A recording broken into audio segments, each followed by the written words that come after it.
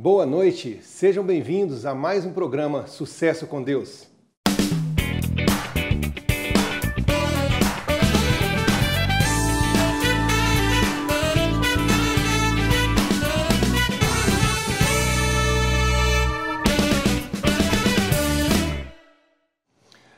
Nosso entrevistado dessa noite tem um vasto currículo. Ele é promotor de justiça, mestre em ciências penais pela Universidade Federal de Minas Gerais, especialista em teoria de delito pela Universidade de Salamanca, doutor de direito pela Universidade de Burgos, na Espanha, assessor especial do Procurador-Geral de Justiça de Minas Gerais, junto ao Tribunal de Justiça. É autor de vários livros e é embaixador de Cristo. Hoje você vai conhecer a história de sucesso com Deus do Dr. Rogério Greco.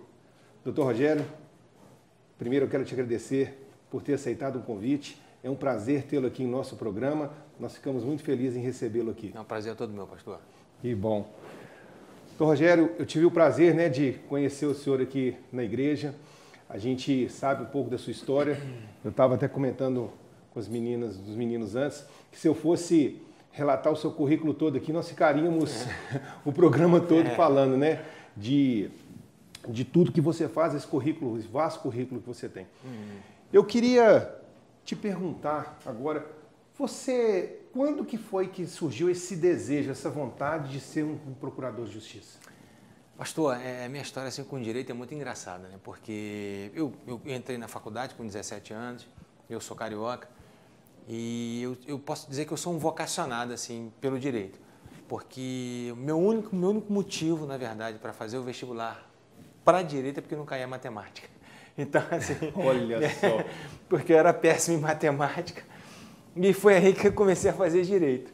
E acabei que eu me encontrei depois, na verdade. Eu não fiz uma boa faculdade e depois, mas Deus foi misericordioso comigo e eu comecei a advogar.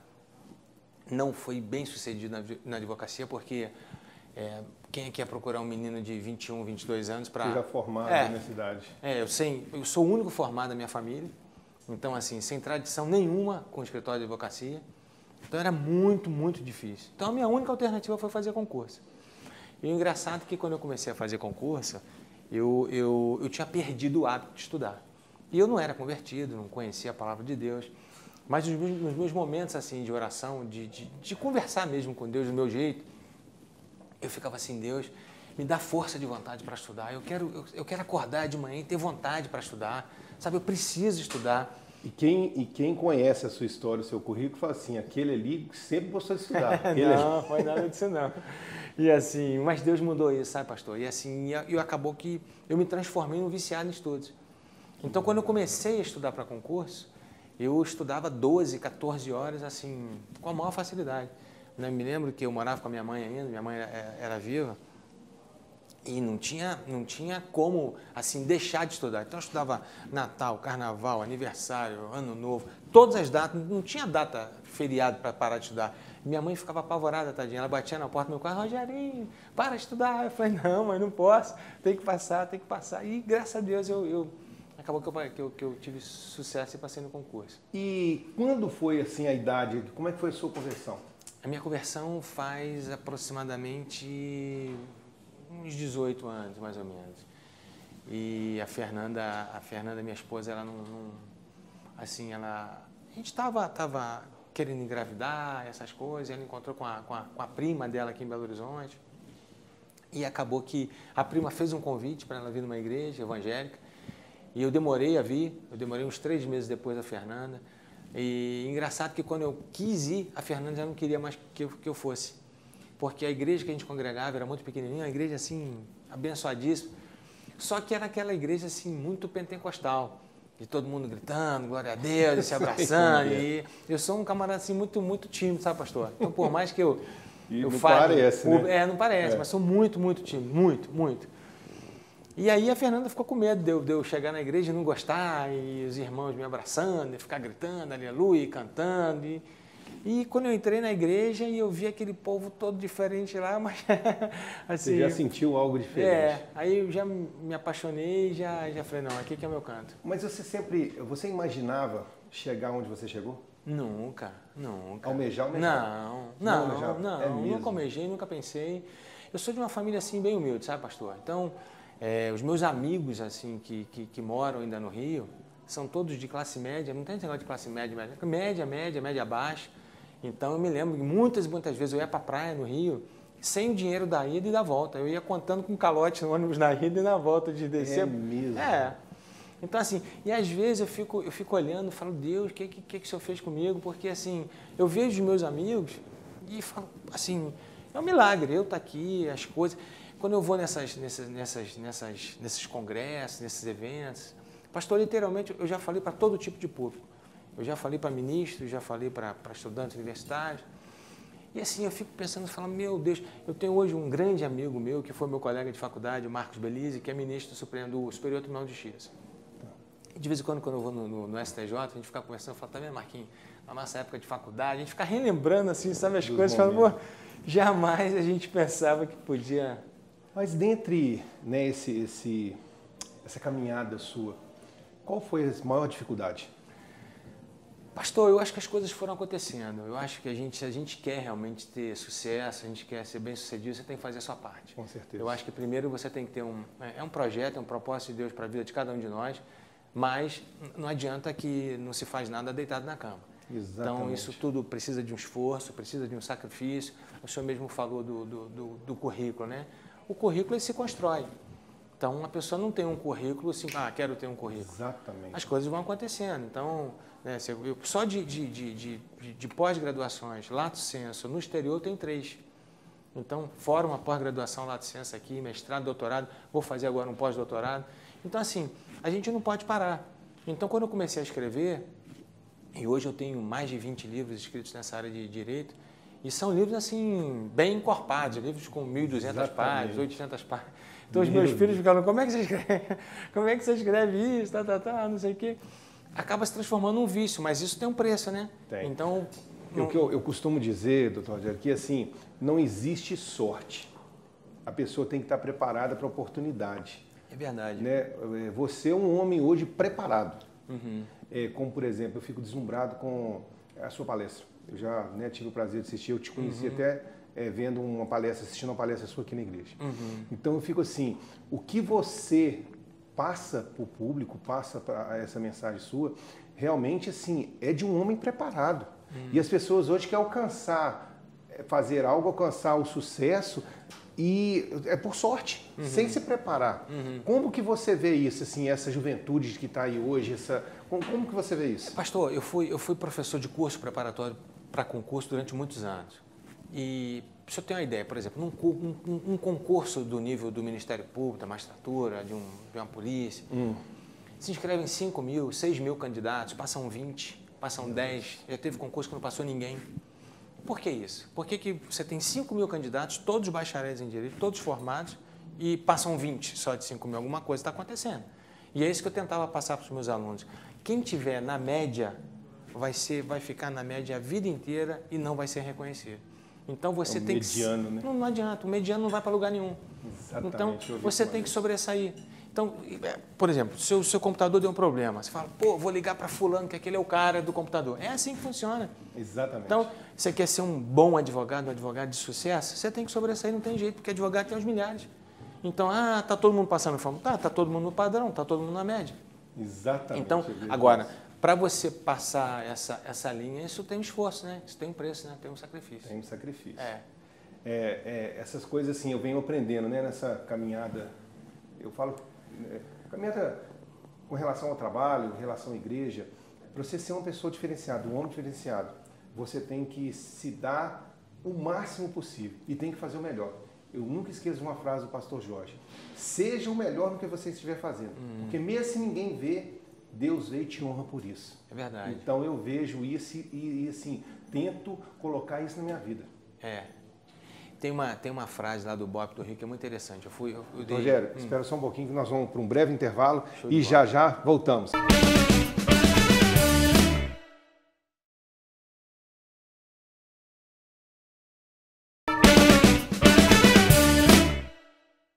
Estamos aqui com o Dr. Rogério Greco. Ele está nos contando um pouco da história dele de sucesso. Dr. Rogério, Eu estava lendo um pouco do seu site, te conhecendo melhor. O que são os juristas de Cristo? Juristas de Cristo, na verdade, foi um grupo que nós formamos, nós começamos com esse grupo na Bahia, um amigão, um irmão meu do peito, que é juiz na Bahia, o Sérgio, e a gente começou a gente quis criar uma coisa para a gente, porque a gente não tinha, a gente ficava um pouco perdido, assim, um pouco desorientado. Então nós criamos esse grupo, são juristas, são pessoas assim que só lidam na área do direito realmente, e esse grupo se reuniu para a pregação do Evangelho. Olha só.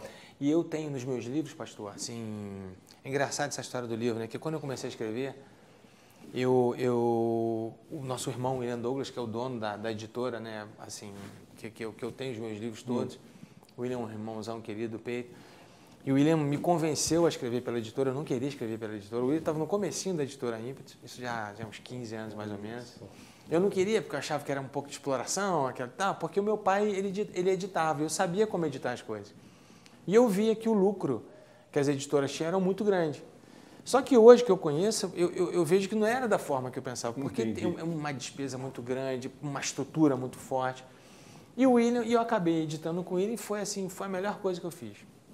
E eu me lembro que quando eu entreguei o livro para o William, veio a planilha mensal de vendas de livros. E eu tinha vendido, e o livro era distribuído nacionalmente. E eu tinha vendido 5 livros, pastor, no Brasil inteiro.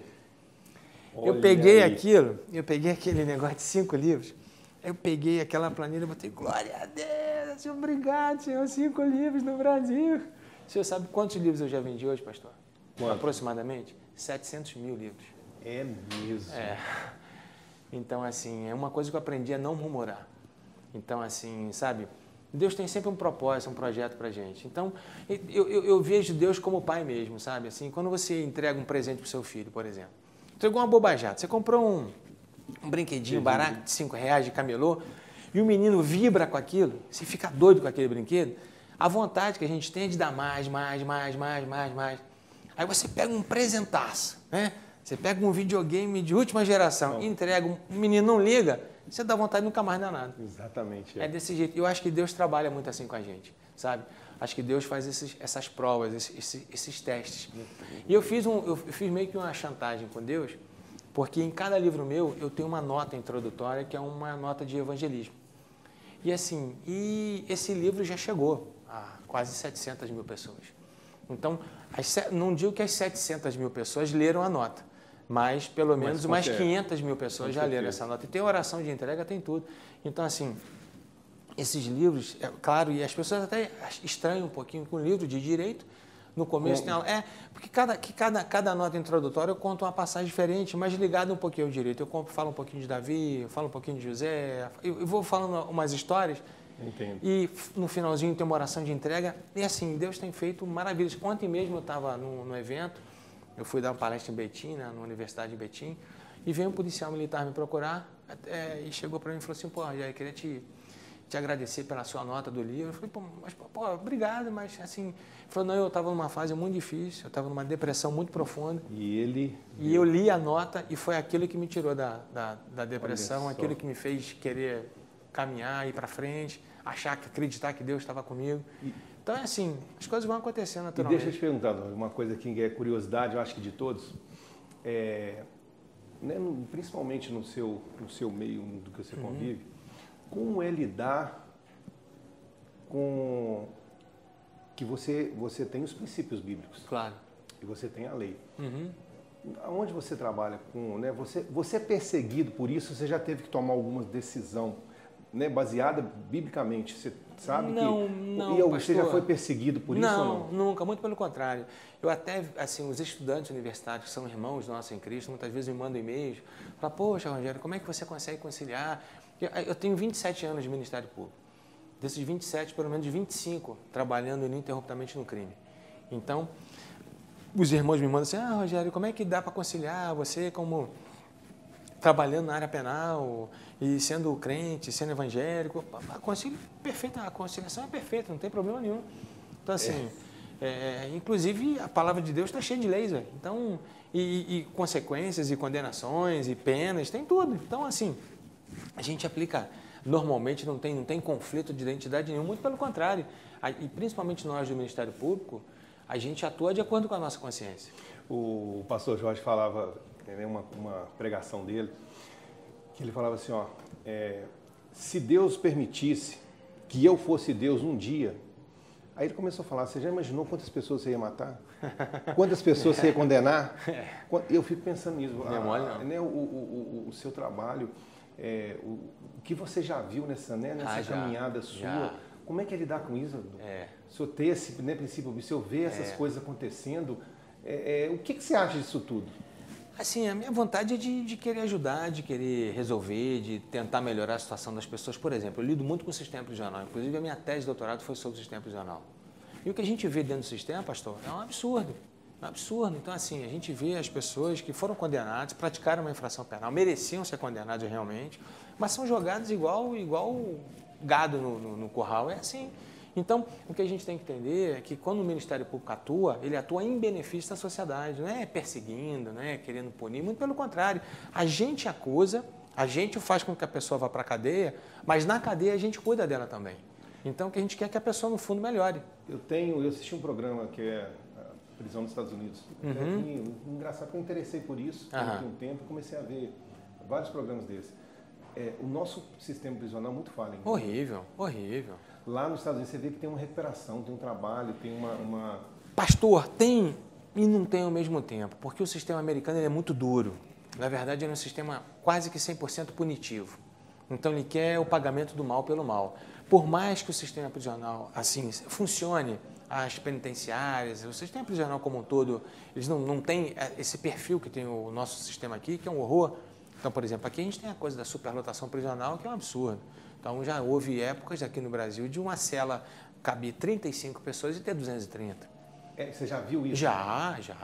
Tem que dormir uma turma em pé? Já. E em Minas, inclusive, nós tínhamos um preso aqui chamado preso morcego.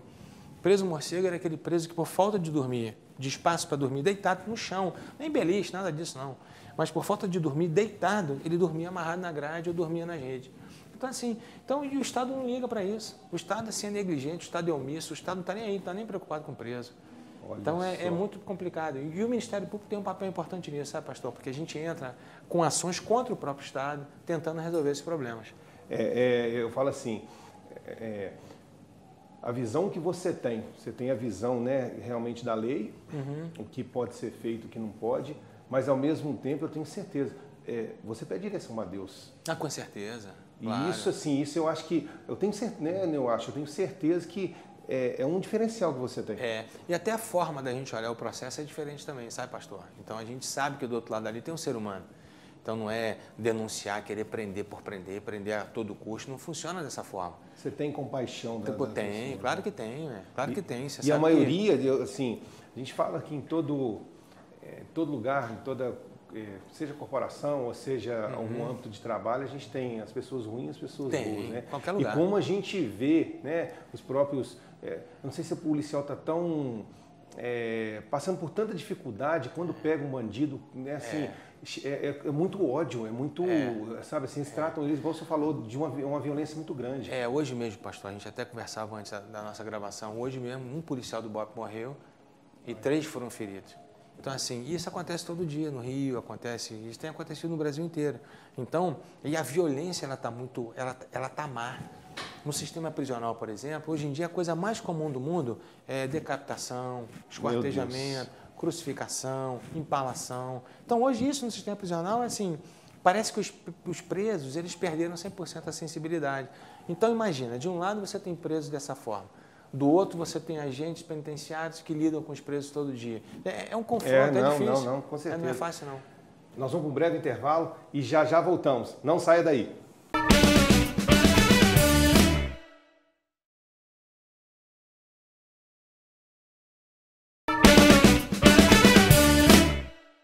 Estamos de volta e hoje estamos aqui com o Dr. Rogério Greco. Dr. Rogério, eu gostaria que você falasse um pouco do seu livro, Virado do Avesso. Tá. Como é que foi essa ideia, esse título e o livro em si? Na verdade, assim, Deus vai me dando algumas inspirações e uma delas foi esse livro, que é o único livro que eu tenho fora da área do direito. Então, é um livro evangelístico. Na verdade, é o Virado Avesso, é a história de Paulo, só que supostamente contada por um amigo de infância dele. Então, cada um vai ter um rumo diferente nessa história. Paulo vai se transformar naquele Paulo que a gente conhece, aquele sujeito letrado, aquele cara que estudou com Gamaliel. E o outro já era um estilo diferente. Paulo era como se fosse aquele nerd, aquele intelectual, e partiu para esse lado. E, por outro lado, você tem um amigo dele, o Baru, que gostava de esporte, gostava de armas, então foi servir o exército, foi servir lá o Sinédrio. Então, são caminhos diferentes, mas que no final eles se encontram. Então, assim, é bem legal. A história é bem legal. E é baseada no livro de Atos. Então, é um romance histórico sobre a vida de Paulo.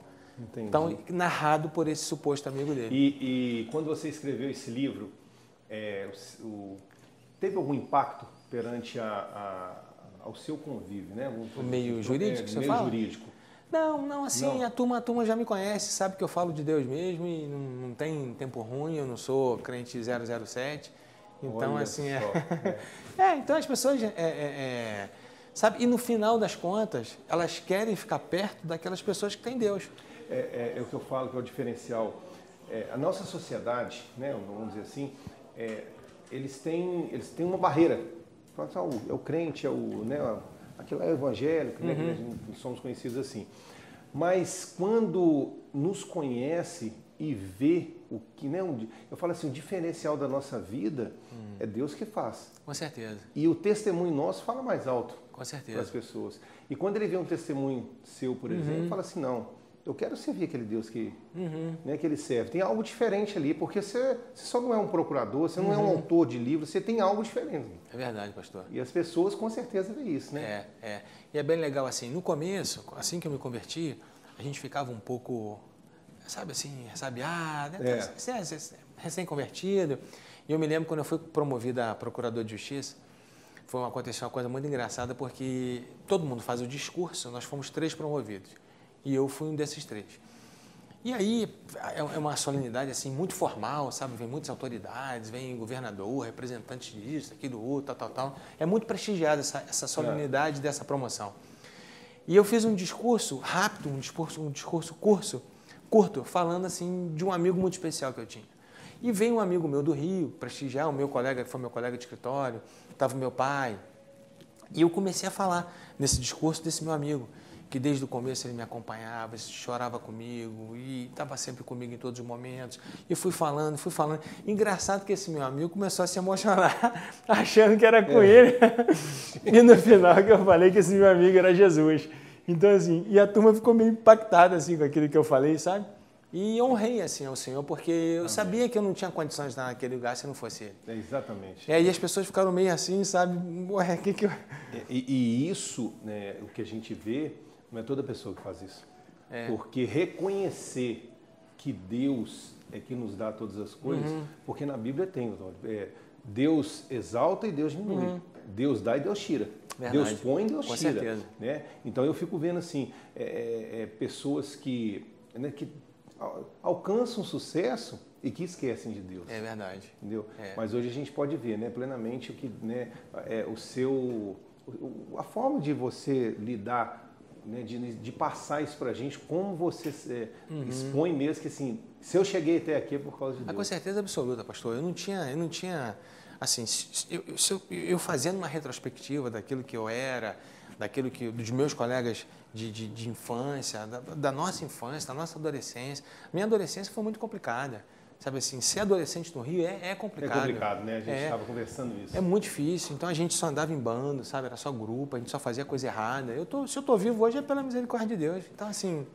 E hoje eu estou assim, olha... Engraçado, pastor, só te interrompendo, que às vezes em sala de aula, nos livros, eu coloco um monte de coisa que eu fazia, obviamente que eu não falo que era eu, mas assim, que eu fazia, rapaz, como é que o cara fazia um negócio desse? Mas é o que eu falo, hoje eu tive uma vida, né, muito conturbada também, né? Vivi um mundo, adolescência, fui converter com 27 anos, e eu tenho amigos hoje que convivem comigo, né, e nós reunimos aí uma turma de amigos aí no WhatsApp, desde os 18 aos 20 anos, achamos uma turma aí. Aí, você é pastor? Como é que é isso? Não acredito. Então, só que o impacto é muito grande, mas na hora que vê como assim, é a minha família, como que eu muda mudei, o tudo, que Deus fez.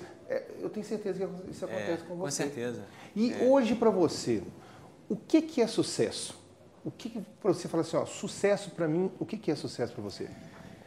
É uma pergunta difícil, pastor. Eu acho que, não sei o que é o sucesso para mim, mas eu sei que o dono do sucesso é Deus. É Ele que te dá o sucesso. Então, até hoje, ainda não caiu muita ficha dessa coisa de sucesso. Eu, na verdade, pastor, eu tenho na minha cabeça uma coisa bem definida. Existe o Rogério Greco do livro, que é um personagem. Eu chego nos lugares, as pessoas querem tirar foto comigo, querem autógrafo e querem não sei o quê. E eu fico parando e falo assim, meu Deus, será que isso é comigo? Assim, se eu fosse falar isso com meus amigos, está todo mundo me pedindo autógrafo, ninguém ia acreditar num negócio desse. E tem o Rogério, que sou eu, que é o Rogério que todo mundo conhece, que os meus amigos conhecem. Então eu consigo fazer uma divisão bem feita ali, sabe? Eu sei que, sabe, graças a Deus, essa coisa do sucesso é uma coisa que me atingiu. Então, eu sou a mesma pessoa em qualquer lugar, em qualquer situação, seja com os meus filhos, na minha casa, com a minha mulher, ou conversando com qualquer autoridade, com qualquer pessoa. Então, acho que... Eu tive, né, o prazer de te conhecer e eu confesso que, sim, a gente conhecer a pessoa, né, a gente fica meio sabiado, fala assim, não sabe como é que ela é, mas assim, realmente isso aí é verdade que você está falando, porque você é uma pessoa muito simples, você nos dá abertura para, sabe, não a gente tem essa dificuldade, né? Essa barreira, mas quando conversa com você, você é bem... E comigo até acontece algumas coisas engraçadas assim, sabe, pastor? Eu viajo basicamente toda semana fazendo palestras. E quando eu viajo, às vezes eu vou fazer uma viagem muito longa, e eu, como carioca, eu tenho um mau hábito de andar de chinelo. E às vezes eu vou para esses lugares, todo mundo está esperando que venha um cara de terno, não sei o quê. Aí eu vou de bermuda, chinelo e camiseta, com a minha malinha, meu terninho para a hora do evento, tal. E às vezes, pastor, eu fico ali na porta do elevador, do aeroporto, esperando. Aí eu ligo, às vezes, para os organizadores dos eventos, eu falo, meu irmão, eu tô aqui já tem muito tempo, ninguém vem me pegar. Não, tá. Eu falei, não tá, cara, eu tô aqui, quando né? Chega, tá você lá de chinelo. Aí quando o cara me viu, ele não vai acreditar, né? Nós estamos chegando para o final do programa. Eu queria que você deixasse uma mensagem, né, para todos que estão nos assistindo. Uma mensagem mesmo de encorajamento, uma mensagem de incentivo. Pastor, olha, a única coisa que eu tenho para te dizer é o seguinte, que tudo que você for fazer, você tem que ter dependência absoluta de Deus. Você é um projeto de sucesso de Deus. E Deus quer sempre o melhor para a gente. Amém. Então, a primeira coisa que a gente tem que fazer é confiar e a segunda, não murmurar. Eu acho que a pior coisa para Deus é murmuração. Então, em qualquer situação, pode ter certeza que Deus vai mudar, Deus vai virar a tua página, mas você tem só que confiar e não murmurar. Né? Não murmurando, Deus faz o resto. E você tem que fazer essa parte também. Isso mesmo. Ó, doutor Rogério, eu fico deslumbrado, sabe, de ouvir isso tudo. Você realmente, assim, é um testemunho para mim. Obrigado, é um incentivo para mim. Eu nem te conhecia pouco, agora estou te conhecendo mais, mas você pode ter certeza que é um grande incentivo para mim. Amém. É um espelho para mim, posso dizer. Obrigado, isso, é um espelho para mim. E eu quero, né, abençoar a sua vida. Amém. Falar que Deus realmente, Ele tem prazer nas coisas que você faz, porque realmente você honra o nome de Deus. Glória a Deus. E pode ter certeza que muito mais tem por vir. Amém.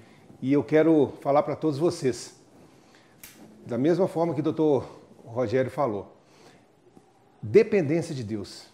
Tudo quando colocamos na mão do Senhor, Deus realiza tudo o que quisermos, mas temos que confiar, entregar e confiar. Boa noite a todos e que Deus abençoe vocês.